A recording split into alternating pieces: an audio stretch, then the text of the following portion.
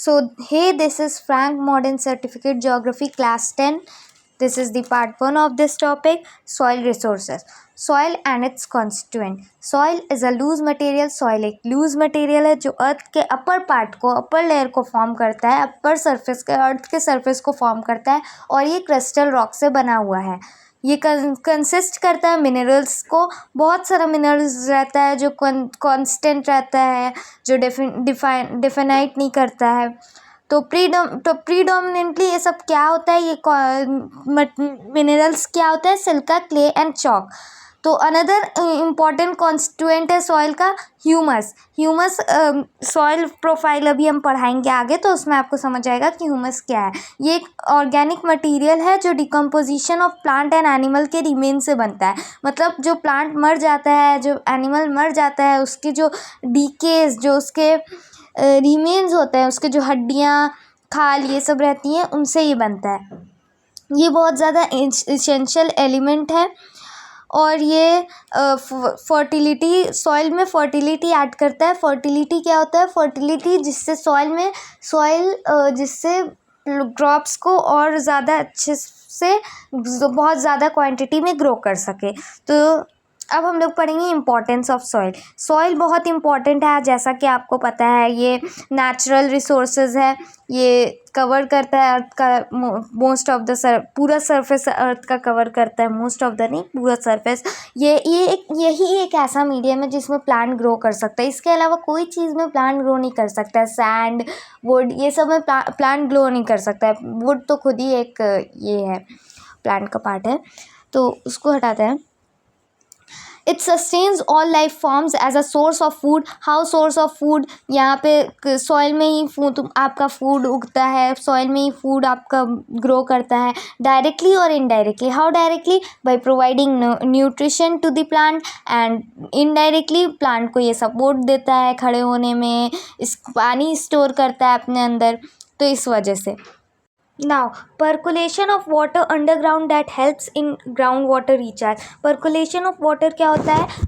जैसे कि ज़मीन पर बारिश हुआ, पानी गिरा, तो वो पानी सॉइल के अंदर जा कर के अंदर में जाएगा, ग्राउंड उसको सोखेगा. सोच लो ये एक स्पंज है और वो सोख रहा है. अब जैसे ही अंदर जा रहा है पानी, क्या बोलते हैं, ये पानी आपका ग्राउंड वाटर में जा कर के मिक्स हो रहा है.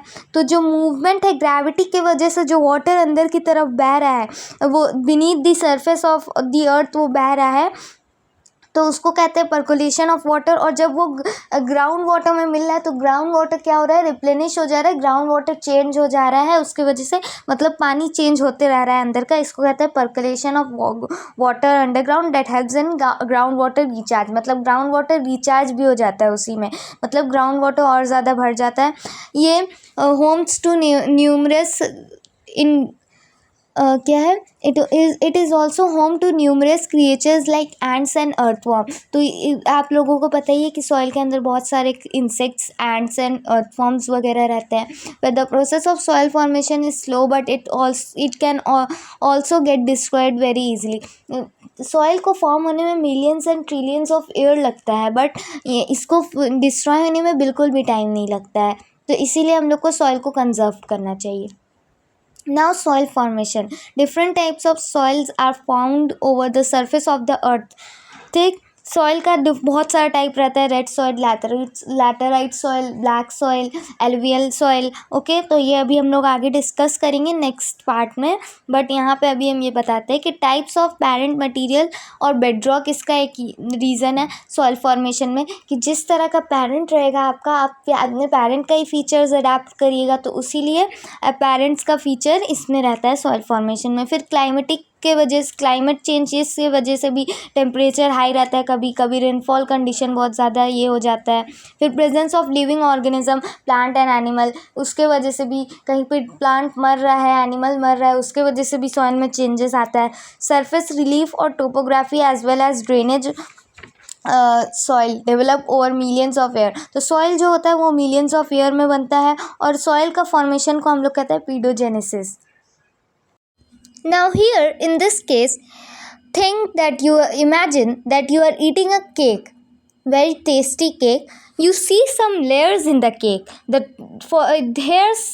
Here, the Soil also have Broadly, layers there in are it. 5 important layers in a soil profile, each with its own distinctive characteristics. So the first layer, the topmost layer, is O horizon. O horizon is a organic layer. इसको हम लोग humus भी कहते हैं. Humus जो हम लोग अभी कुछ देर पहले पढ़े हैं, ये क्या क्या अपने अंदर रखता है. ये अपने अंदर मॉइस्चर को समा करके रखता है, लीव्स अपने ऊपर रखता है, ट्विग्स रखता है. मतलब जो फर्स्ट लेयर होता है, ओके, ये ह्यूमस का होता है और ये लीव्स एंड ट्विग्स रखता है. और फिर मरा हुआ एनिमल्स का जो रिमेन्स होता है, बोन्स, ये सब रखता है अपने पास. ये टॉप मोस्ट लेयर फॉर्म करता है सॉइल प्रोफाइल का एंड सॉइल को फर्टिलिटी देता है. फिर A horizon forms the top soil. In some soil that are devoid of humus, this forms the topmost layer of the soil profile. After O horizon contains humus, but this soil A horizon does not contain humus. Because of this, it is called the topsoil, topmost layer of the soil profile. It is darker than below horizons. मतलब जो B horizon, C horizon, D horizon है, उससे सबसे ज़्यादा dark A horizon है, लेकिन वो O horizon से ज़्यादा डार्क नहीं है. Now B horizon forms the subsoil and lies below the A horizon. A horizon के नीचे होता है B horizon, और ये clay, sand, silt, clay etcetera से बना हुआ रहता है. ये ब्राइटर इन कलर रहता है, मतलब कि ये हल्का रेड में रहेगा या फिर ब्राउन में रहेगा. You can see the picture. Now comes the sea horizon. Sea horizon is made up of partially weathered bedrock, which means it is a parent horizon. From sea horizon, horizon A and horizon B is formed. मतलब sea horizon parent है horizon A और horizon B का, और horizon ई इसमें mention नहीं है, पर horizon ई भी सी हॉरिजन से बनता है, क्योंकि सी हॉरिजन पैरेंट हॉरिजन है. Okay. D horizon is the bottom layer made up of the bedrock. Bedrock और parent rock मीन्स ये भी पेरेंट रॉक से बना हुआ है, और ये वेदरिंग के प्रोसेस में नहीं जाता है. ये वेदरिंग के प्रोसेस में इसका कोई काम नहीं है. ये मतलब ये इसका और वेदरिंग का दूर दूर तक कोई नाता नहीं है.